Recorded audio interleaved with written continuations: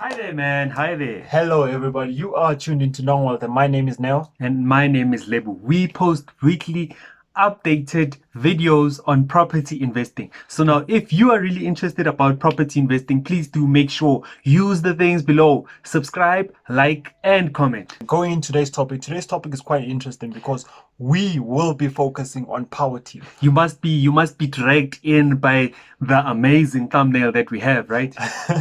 So now, what do we mean when we say empower team? I mean, in the beginning of our journey, we asked ourselves, okay, we do not have so much information. How can we capitalize and take good decision making? And that resulted to us thinking or actually implementing and approaching people to become part of our power team. So now today we're going to explain which people or which professions do you actually need to form your power team, right? So now these are not the only people that are actually going to help you within your power team, but now these are the people that are very important to be in your power team, right? I'd first like you to start. Do you want to start? Man, I wanted to start, but Let me give you the shine, man. Let me give you the shine. What's the first one? I mean, for me, honestly speaking, is having contractors. Guys that are actually good on the ground with regards to we can call them anytime and we can go with them to help us do our due diligence. Why am I saying that? With property investing, especially if you buy, whether you're buying distressed property or you're buying property that still looks okay, we need to actually be very fast in terms of closing. So how are we going to be fast? How are we going to prove to the estate agent that we know what we're doing? Or how? It's not just only proving to the estate agent, however, it's being truthful to the results. Yeah. I mean, I would want to go into a deal knowing what are the problems that might be hidden What you're within that putting property. yourself into, right? True.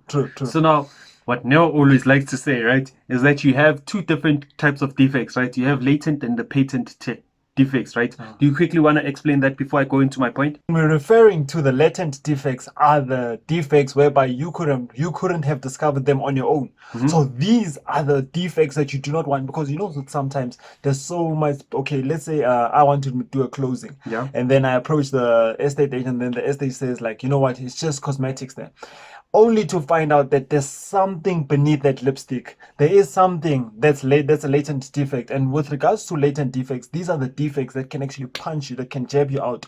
So you need to have a good budget going into these deals, and you'd like to know these deals beforehand. So now how a contractor actually helps you is that they are able to actually see what's going on before we actually buy that particular property. Say for instance, the plumbing system in that particular house is actually bad, right? The person who's actually contracting should be able to actually draw down a quote of how much would it cost to actually put in a new plumbing system within the whole house, right? So now you go into the property knowing, right? Knowing what problems you are actually going to face, right?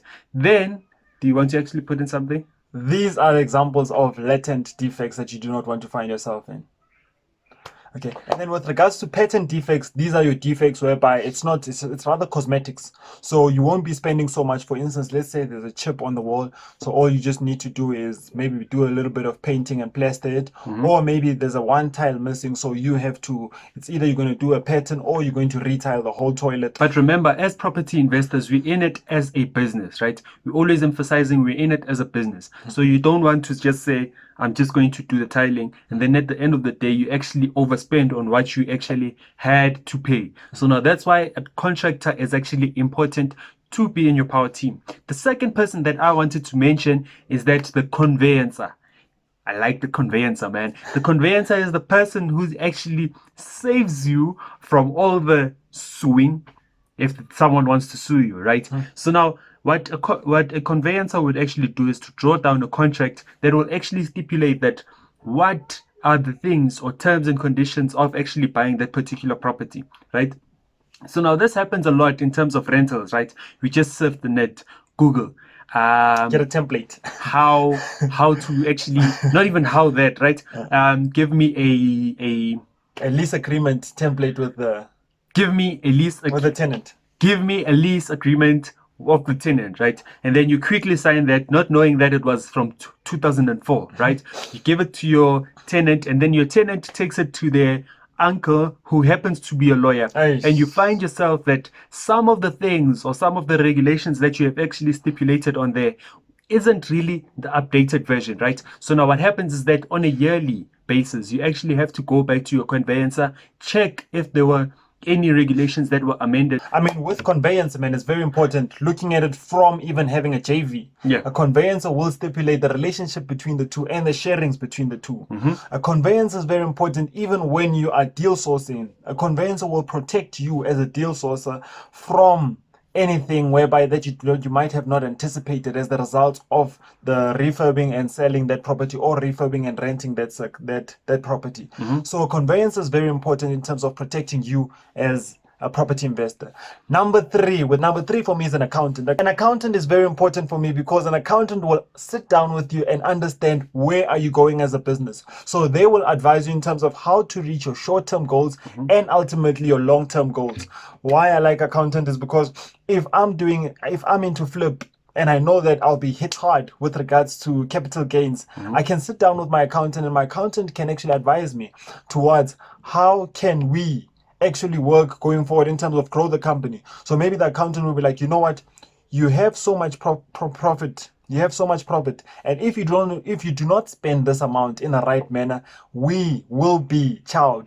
So then that's when I can actually use that amount with regards to marketing or use it in another platform. So now what I like about me and Neo, right, is that we're really obsessed to get the best deal, right? So now what we do with our accountant is that before we actually purchase a house, we'd actually sit down with that accountant and actually explain to him what the buying process is, right? So now before we actually buy a property, they will actually tell us that, okay, you can do this, but in order to avoid tax, you can actually do that, right? So that's called tax planning.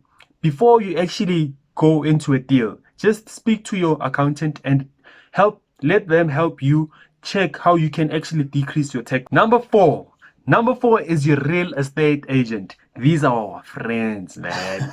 These are our friends because they are the ones that actually give you deals, right? So now with regards to a real estate agent is important. It's important for you to actually tell the real estate agent what you actually want, right? It's of no use to go to a real estate agent and telling them that you are a property investor, but now you're looking for deals, right? You need to go into detail of what you actually want, because now real estate agents actually get a lot of properties to them, right? So now you need to tell them that, okay, I'm a real estate agent and I'm looking for properties that are 70% below market value, right? With that, then the real estate can actually understand what you're actually looking for, unlike actually saying to the real estate, I'm a property investor and I'm looking for a property deal, right? Some of them won't know. Some of them will have the experience of, okay, property investors are actually looking for such deals, right? And then present you the best deal. But now there are some who actually want you to actually explain to them, right? Which things or which deals are you actually looking for? I mean, with real estate agent, I always talk about the different lenses towards property. We see properties in different ways. A real estate agent will see a property in terms of, I need to sell, man. I need to sell and get my commission. And then a property investor is rather looking at, I need to get more out of this property. So in order to foster this proper relationship between you and the real estate agent is to be genuine. You need to be open to the real estate agent and be like, you know what? I have this criteria, and list the things that you actually want when looking for a particular property.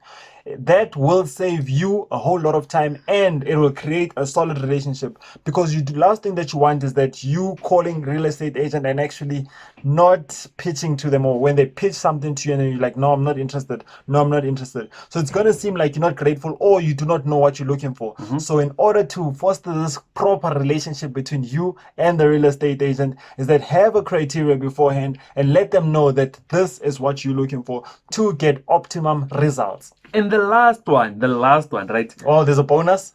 It's a bonus, man. You weren't aware of that, right? So the last one, which I really think that this is really important, right, is having a mentor. Let me repeat that. Having a mentor. Having a mentor really helps you, man. It helps you actually have a shorter journey. In terms of, if I'm a property investor, right, and I've been in the property industry, and now someone is actually coming into the property industry, they might not know some other things that can actually help them to boost their property business. So now what would happen is that someone would actually buy a property, rent it out, and actually see that, man, property doesn't give me a business. Property isn't a business. Property isn't what everybody is saying. But now the problem is that they didn't have a mentor who is actually guiding them and showing them the ways of actually running your property business as a business and not as something that is actually added to your stress. Because now what we want to do is that we want to run it as a business and we want everything to be run by itself. Looking at the mentor goes hand in hand with investing in yourself. Looking at mentor, it also talks about being proactive.